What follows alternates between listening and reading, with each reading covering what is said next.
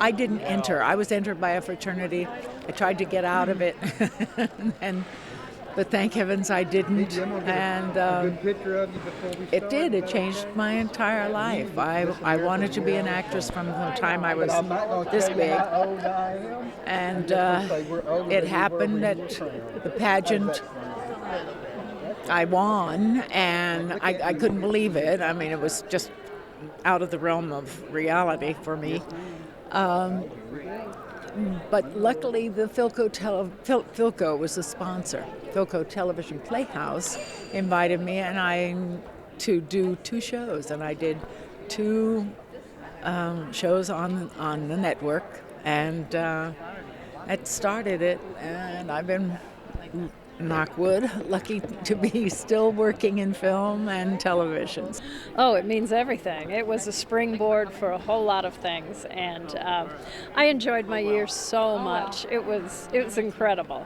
I traveled a lot. I was very tired every day, and when I come back to Atlantic City, I'm tired again when we make all these appearances, but it's a great kind of tired. I was 18 when I won. I went back to college after my year ended and graduated from the University of Illinois with a degree in physical education. I traveled throughout the country representing various organizations for a number of years after that. It gave me the opportunity to have a career and still be able to raise my children, and it was wonderful. Totally paid for my education, which was great, as the scholarships that I earned as Miss America. And it's just given me a whole lot of opportunities that I otherwise wouldn't have had. It meant the world to me. I was one of these kids that entered my first pageant, and 6 months later I won Miss America. I was not one of those that did pageants. I went to high school in California and was like, pageants are superficial. And I moved to the South to go to college, and I found out that pageants were very different there. And all of a sudden I was in a different world. And I thought when people said that one person can make a difference, that was a cliche, and I found out that cliches can be true, and I found out that one person can make a difference, because when I was put on the spot on the Good Morning America show by Stone Phillips, who said, now what's something that makes, means something to you, like as far as community service, and I said, well, I've always been interested in alcohol and drug abuse. All of a sudden, Nancy Reagan took an interest in my life because she had started the Just Say No program, and I was all over the country at Just Say No rallies. And even though that was not the answer to alcohol and drug abuse, it was a start. People started talking about it, and right now, I am the Director of Development at an alcohol and drug abuse center 31 years later, so I am still doing what I started as Miss America.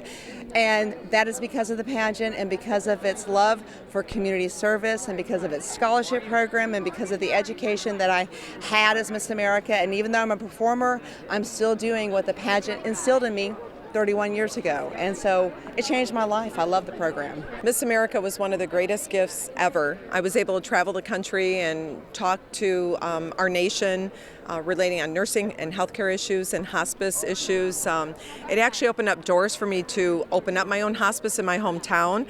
We love it. I think every time we come here to Atlantic City and to the pageant, it's just very exciting to reconnect together. And yeah, I just can't imagine where I would be without this Miss America crown. It obviously changed my life forever.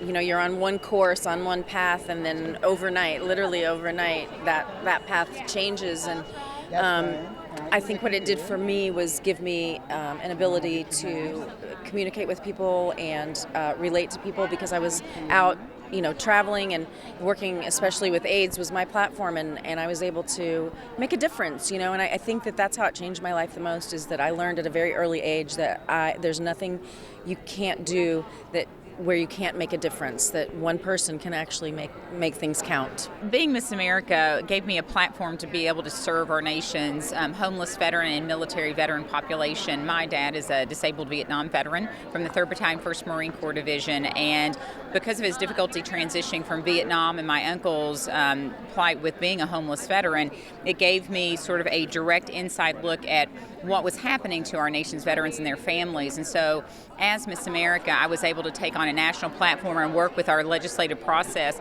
to make sure that we had better legislation to serve our veterans. And so for the past 18 years, I've been continuing to serve our veterans. I was the commissioner of the Kentucky Department of Veterans Affairs, and in this administration, I'm the deputy commissioner of the Kentucky Department of Veterans Affairs. So I wouldn't be where I am today and doing the things that I do if I hadn't been Miss America.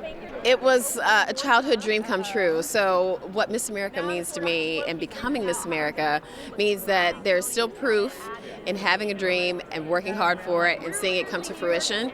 But beyond that dream, I was able to just be able to be with these amazing women, and to be one of these amazing women is pretty exciting. Even now, I pinch myself sometimes because I'm actually one of the Miss Americas that I admire growing up so much.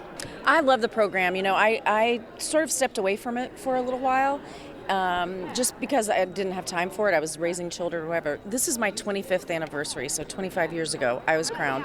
So I think back to my, I watched the pageant today, and it's very, very different, but the program has really remained consistent and the same, and I'm really proud. I'm really proud to be a Miss America and have my sisters.